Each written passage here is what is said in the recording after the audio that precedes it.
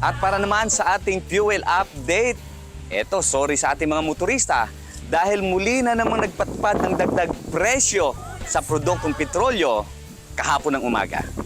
Nagdagdag presyo ng gasolina ng 30 sentimos kada litro at 90 sentimos naman sa kada litro ng diesel at kerosene. Kaya halos umaangal na ang ating mga tricycle driver at mga jeepney driver dahil sa pagtaas ng presyo ng gasolina at diesel. Ganon din ang mga nagtitinda ng fishball ay dagdag kalbaryo din dahil umaabot na ng 80 pesos ang bawat litro ng kerosene. Sa ngayon, ang presyo ng diesel dito sa Shell Crossing, ang kanilang diesel ay nasa 58.74 hanggang 65.64 bawat litro. Ang kanila namang gasolina ay nasa 63.75 hanggang 70.93 bawat litro.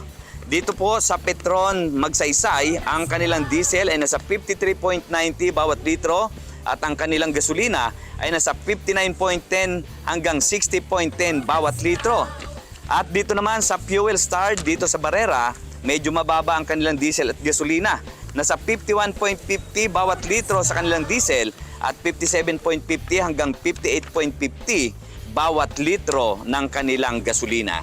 Ang dahilan ng magkasunod na taas presyo ng krudo ayon sa Department of Energy, ang kaguluhan pa rin sa Middle East at sa Red Sea kung saan inaatake na ng mga OTs ang mga commercial ship na dumadaan sa Red Sea.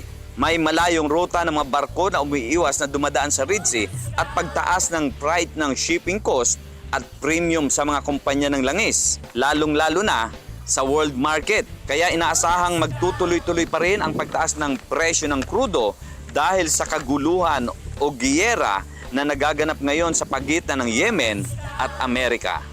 At yan ang ating fuel update kasama si Jerome Tikia at Toman Sanal.